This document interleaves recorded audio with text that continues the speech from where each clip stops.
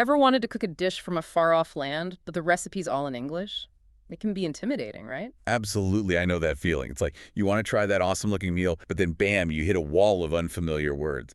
But it doesn't have to be that way. Exactly. It's like a whole new world opens up when you understand the cooking lingo. So, what are some basic cooking terms to get us started? Okay, so imagine you're reading a recipe. You'll see words like boil for when you're cooking something in water, like pasta. Then there's steam, where food is cooked over boiling water, not actually in it. Right. So, boiling, direct water, steaming over the water. Precisely. And then there's grill, like when you're cooking meat over a flame or a hot surface. And stir fry, when you're cooking ingredients in a pan over high heat, tossing them around. Ah, stir fry. That's my jam. What about bake? Bake is what you do with bread, cakes, or cookies in an oven. Then deep fry is like when you're fully submerging food in hot oil. Oh, And pan fry is when you're cooking something in a pan with some oil, but not a lot like deep fry. so pan fry is like a gentler version of frying? Got it.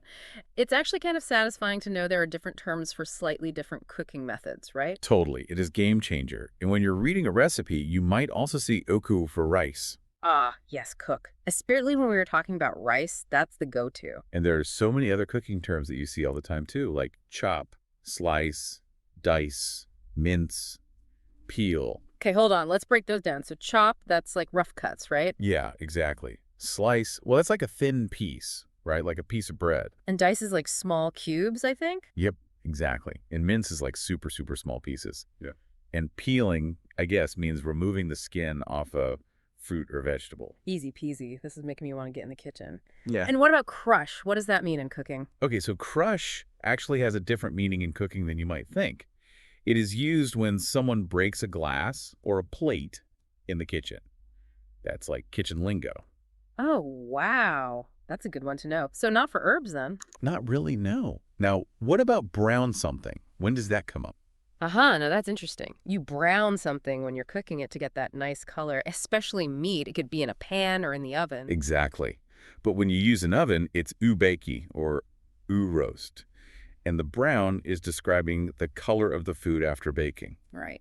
Now, what about other popular dishes? How would we say something like, say, in English? Okay, so you could say chicken and egg dish, which is very Yeah. literal, but you could also say chicken and egg donburi, which is more specific to the dish. Okay.